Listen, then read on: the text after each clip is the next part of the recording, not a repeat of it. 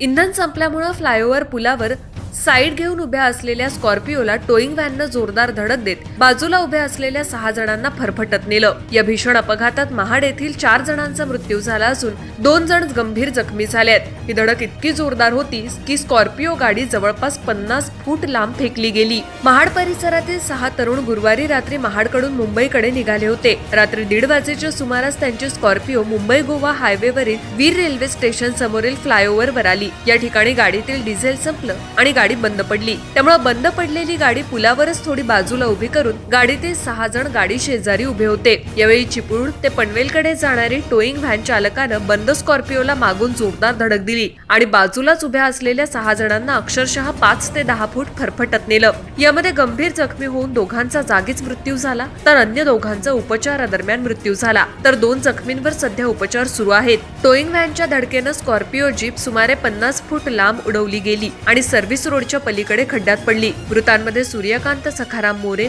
साहिल नथुराम शेलार आणि प्रसाद रघुनाथ नातेकर, समीप सुधीर मिंडे यांचा समावेश आहे, तर सूरज अशोक नलावडे आणि शुभम राजेंद्र माटल हे जखमी झालेत। त्यांच्यावर मुंबई येथील रुग्णालयात उपचार सुरू आहेत।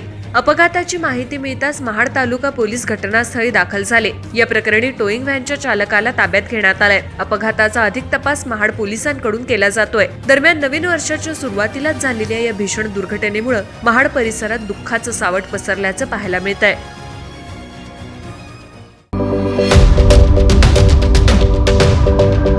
यूट्यूबवर सुद्धा रायगड टाइम्स सर्च करा आणि पहा रायगडच्या कानाकोपऱ्यातील प्रत्येक बित्तम बातमी।